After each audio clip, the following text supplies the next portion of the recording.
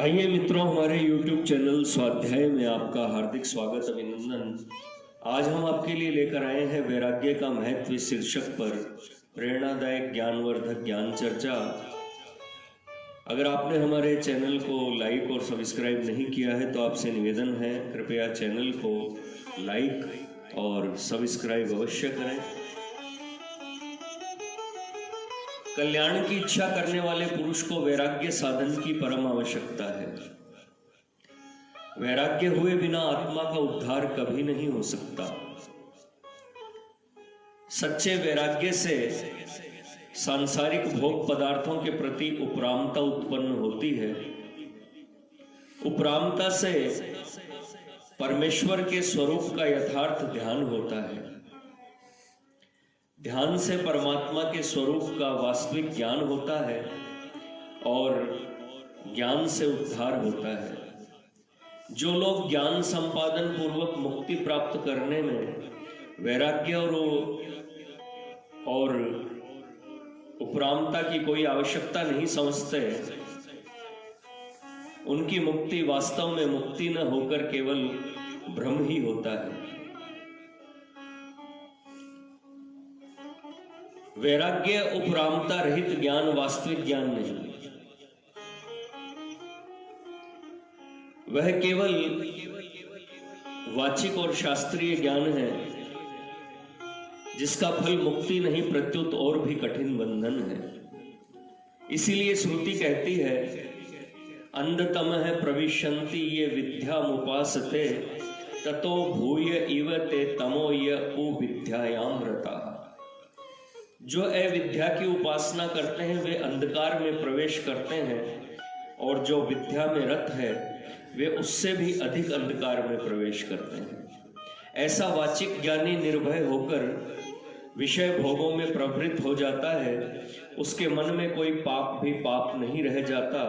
इसी से वह विषय रूपी दलदल में फंसकर पतित हो जाता है। ऐसे ही लोगों के लिए यह उक्ति प्रसिद्ध है, ब्रह्म ज्ञान जान्यो नहीं कर्म दिए छिटकाए, तुलसी ऐसी आत्मा सहज नरक मह जाए। वास्तव में ज्ञान के नाम पर महाअज्ञान ग्रहण कर लिया जाता है। अतएव यदि यथार्थ कल्याण की इच्छा हो तो साधक को सच्चा दृढ़ वैराग्य उपार्जन करना चाहिए। किसी स्वांग विशेष का नाम वैराग्य नहीं है। किसी कारणवश या मूढ़ता से स्त्री पुत्र परिवार धनादि का त्याग कर देना, कपड़े रंग लेना, सिर मुड़वा लेना, जटा बढ़ाना या अन्य बाह्य चिन्हों का धारण करना वैराग्य नहीं कहलाता। मन से विषयों में रमण करते रहना और ऊपर से स्वांग बना लेना तो मिथ्याचार दंभ है। भगवान कहते हैं, कर्मेंद्रियाणि संयम में ये आस्ते मनसा स्मरण, इंद्रियार्थान विमूढ़ात्मा मिथ्याचार है स उच्यते। जो मूढ़ बुद्धि पुरुष कर्मेंद्रियों को हठ से रोककर इंद्रियों के भोगों को मन से चिंतन करता रहता है, वह मिथ्याचारी अर्थात दंभी कहा जाता है। संप्रति दंभ का बहुत विस्तार हो रहा है।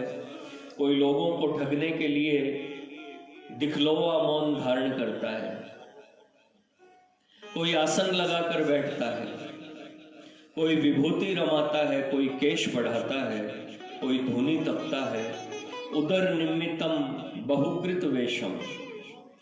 इनमें से कोई सा भी वैराग्य नहीं है। मेरे इस कथन का यह अभिप्राय नहीं कि मैं स्त्री पुत्र कुटुंब धन शिखा सूत्रादि तथा कर्मों के स्वरूप से त्याग करने को बुरा समझता हूं।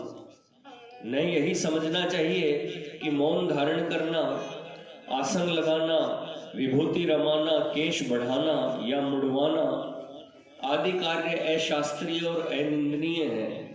न मेरा यही कथन है कि घर बार त्याग कर इन चिन्हों के धारण करने वाले सभी लोग पाखंडी हैं।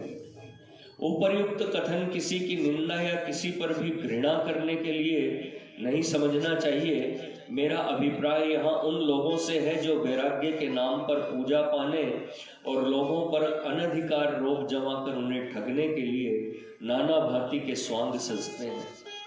जो साधक संयम के लिए, अंतःकरण की शुद्धि के लिए, साधन बढ़ने के लिए ऐसा करते हैं, उनकी कोई निंदा नहीं है। भगवान ने भी मिथ्याचारी उन्हीं को बतलाया है जो बाहर से संयम का स्वांग सजकर मन ही मन विषयों का मनन करते रहते हैं। जो पुरुष चित्त की वृत्तियों को भगवत चिंतन में नियुक्त कर सच्ची वैराग्य वृत्ति से बाह्याभ्यंतर त्याग करते हैं, उनकी तो सभी शास्त्रों ने प्रशंसा की है। वैराग्य बहुत ही रहस्य का विषय है। इसका वास्तविक तत्व विरक्त महानुभाव ही जानते हैं। वैराग्य की पराकाष्ठा उन्हीं पुरुषों में पाई जाती है जो जीवन मुक्त महात्मा हैं, जिन्होंने परमात्म रस में डूबकर विषय रस से अपने को सर्वथा मुक्त कर लिया है। भगवान कहते हैं, विषया विनिर्वर्तन्ते निराहारस्य देहिनः रस वर्जम रसोप्यस्य परम दृष्ट्वा निवर्तते।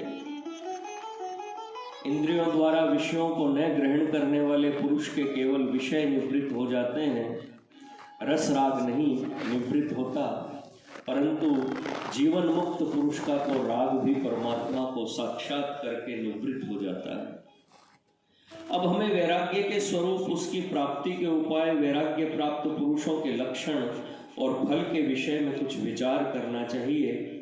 साधन काल में वैराग्य की दो श्रेणियां हैं, जिनको गीता में वैराग्य और दृढ़ वैराग्य, योग दर्शन में वैराग्य और पर वैराग्य एवं वेदांत में वैराग्य और उपरति के नाम से कहा है। यद्यपि उपर्युक्त तीनों में ही परस्पर शब्द और ध्येय में कुछ भेद है, परंतु बहुत अंश में यह मिलते जुलते शब्द ही है। यहाँ लक्ष्य के लिए ही इनके बारे में आपको बताया गया है।